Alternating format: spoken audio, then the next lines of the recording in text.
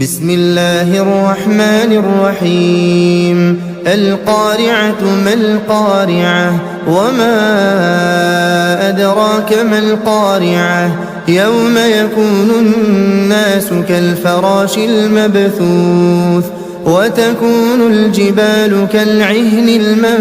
المنفوش فأما من ثقلت موازينه فهو في عيشة راضية وأما من خفت موازينه فأمه هاوية وما أدراك ما هي نار حامية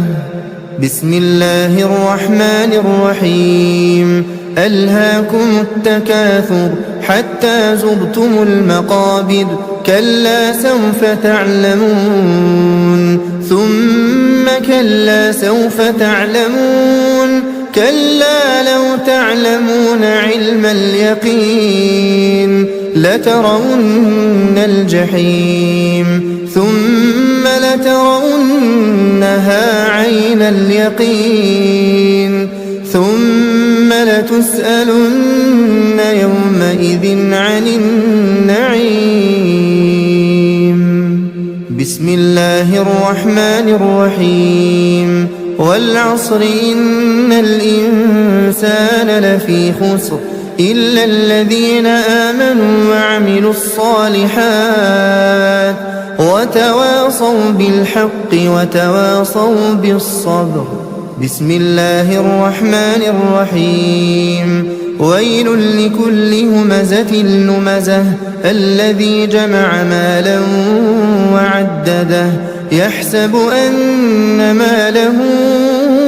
أخلده كلا لينبذن في الحطمة وما أدراك ما الحطمة نار الله الموقدة التي تطلع على الأفئدة إنها عليهم مؤصدة في عمد ممددة